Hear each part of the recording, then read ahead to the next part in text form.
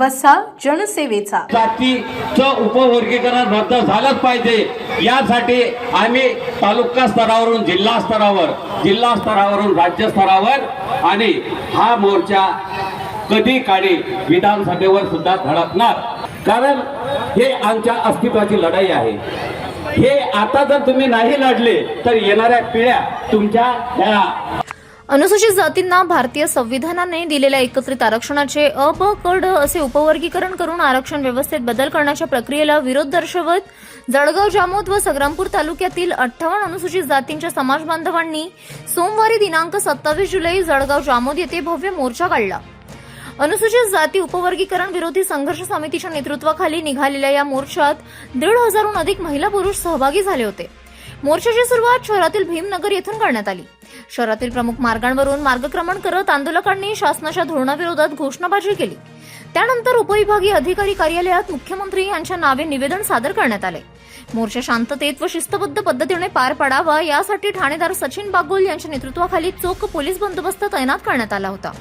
संघर्ष समितीने दिलेल्या निवेदनात नमूद करण्यात आले आहे की भारतीय संविधानाचे शिल्पकार भारतरत्न डॉक्टर बाबासाहेब आंबेडकर यांनी सामाजिकदृष्ट्या वंचित आणि शोषित असलेल्या अनुसूचित जातींना एकत्रित आरक्षणाची संकल्पना दिली.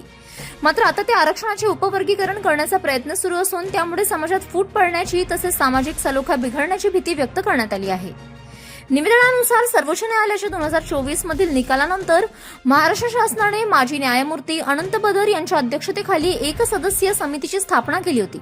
या समितीने शासनाला अहवाल सादर केला असला तरी तो अद्याप सार्वजनिक करण्यात आलेला नाही.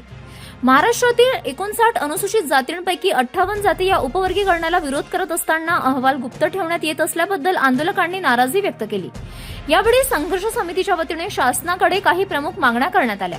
त्यामध्ये अनुसूचित जातींच्या उपवर्गीकरणाची प्रक्रिया तात्काळ रद्द करणे, माजी न्यायमूर्ती अनंत बदर आयोगाचा अहवाल सार्वजनिक करणे व आयोग बरखास्त करणे, उपवर्गीकरणाचा निर्णय मागे घेणे, अनुसूचित जातींची जातीनिहाय सामाजिक, शैक्षणिक व आर्थिक स्थितीचे सर्वेक्षण करून अहवाल जाहीर करणे, निमशासकीय व स्थानिक स्वराज्य संस्थांमधील अनुसूचित जातींचा 100% अनुशेष म्हणजेच बॅकलॉग भरून काढणे, तसेच विद्यार्थ्यांसाठी शिष्यवृत्ती, वसतिगृहे, कौशल्य विकास, स्पर्धा परीक्षा मार्गदर्शन आणि उच्च शिक्षणाच्या सुविधा मोठ्या प्रमाणात वाढवण्याची मागणी करण्यात आली. या विराट मोर्चात संघर्ष समितीचे पदाधिकारी उत्तम वानखेडे, ज्ञानदेव इंगडे, सुनील बोदडे, विजय तांदडे, शिवहरी रोजातकर, श्रीराम भिडे, विजय वानखेडे, राहुल तायडे, सिद्धार्थ हेलोडे, संतोष वानखेडे, रोशन तायडे, विजयकुमार तायडे, रतन नाईक, मंगल डोंगरदिवे, जगदीश हातेकर, प्रशांत अवसरमोल, संतोष पवार, बाबूराम तायडे, राजू कवडकार, सुपा बांगर, अरुण पारवे, रामकृष्ण रजाणे, गुलाबराव आठवले तसेच जळगाव, जामोद व संग्रामपूर तालुक्यातील 58 अनुसूचित जातींमधील 1,500हून अधिक नागरिक आणि महिला मोठ्या संख्येने सहभागी झाल्या होत्या. आंदोलकांनी शासनाने उपवर्गीकरणाचा निर्णय मागे न घेतल्यास पुढील काळात राज्यव्यापी तीव्र आंदोलन छेडण्याचा इशाराही दिला. City news.